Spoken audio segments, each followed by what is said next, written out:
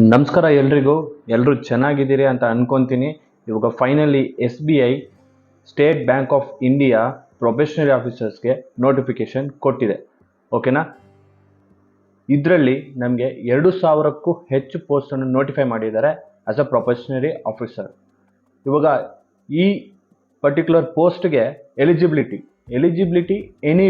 Any degree ಅಂತಂದರೆ BA ಆಗಿರ್ಬೋದು, BSc ಆಗಿರ್ಬೋದು, BM ಆಗಿರ್ಬೋದು, BCom ಆಗಿರ್ಬೋದು.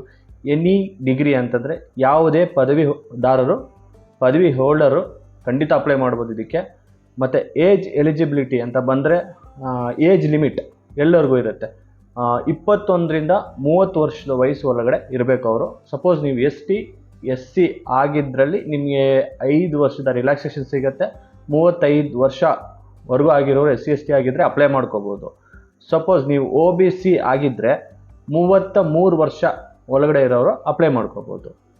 ನೆಕ್ಸ್ಟ್, ರಿಜಿಸ್ಟ್ರೇಷನ್ ಸ್ಟಾರ್ಟ್ ಆಗೋದು ನಿಮಗೆ 7/9/2023 ಈ ಡೇಟಿಂದ ನಿಮಗೆ ಸ್ಟಾರ್ಟ್ ಆಗುತ್ತೆ. ಮತ್ತು ಲಾಸ್ಟ್ ಡೇಟ್, ಈ ಪರ್ಟಿಕ್ಯುಲರ್ ಪೋಸ್ಟ್ಗೆ ಅಪ್ಲೈ ಮಾಡುವ ಲಾಸ್ಟ್ ಡೇಟ್ 27/9/2023 ಕೊನೆಯ ದಿನ ಆಗಿರುತ್ತೆ. ಈ ಡೇಟ್ ಒಳಗಡೆ ನೀವು ಅಪ್ಲೈ ಖಂಡಿತ ಮಾಡ್ಕೋಬೇಕು. ಮತ್ತು examination stages: stage 1 prelims, stage 2 mains, stage 3 psychometric test, interview and group discussion. ಈ 3 ಸ್ಟೇಜಲ್ಲಿ ಎಕ್ಸಾಮಿನೇಷನ್ನ ನಡೆಸ್ತಾರೆ. ಪ್ರಿಲಿಮ್ಸಲ್ಲಿ ಕ್ವಾಲಿಫೈ ಆದವರು ಮೇನ್ಸ್ಗೆ ಹೋಗ್ತಾರೆ. ಮೇನ್ಸಲ್ಲಿ ಕ್ವಾಲಿಫೈ ಆಯಿತು ಅಂದರೆ ನೀವು ಸೈಕೋಮೆಟ್ರಿಕ್ ಟೆಸ್ಟ್, ಇಂಟರ್ವ್ಯೂ ಮತ್ತು ಗ್ರೂಪ್ ಡಿಸ್ಕಷನಲ್ಲಿ ಕ್ವಾಲಿಫೈ ಆಗಿದ್ದೀರಾ ಅಂತಂದರೆ ನೀವು ಫೈನಲ್ ಲಿಸ್ಟಲ್ಲಿ ಇರ್ತೀರ.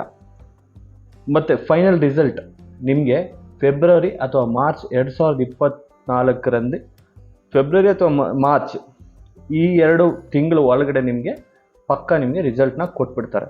ಇದು ತುಂಬ ಸ್ಪೀಡಿ ಪ್ರೋಸೆಸ್ ಆಗಿರುತ್ತೆ ಸ್ಟೇಟ್ ಬ್ಯಾಂಕ್ ಆಫ್ ಇಂಡಿಯಾದು.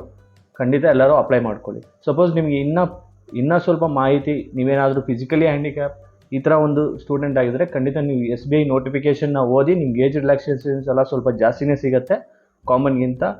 ಅದು ನಿಮಗೆ ಅಫಿಷಿಯಲ್ ವೆಬ್ಸೈಟ್ ಸಿಗುತ್ತೆ.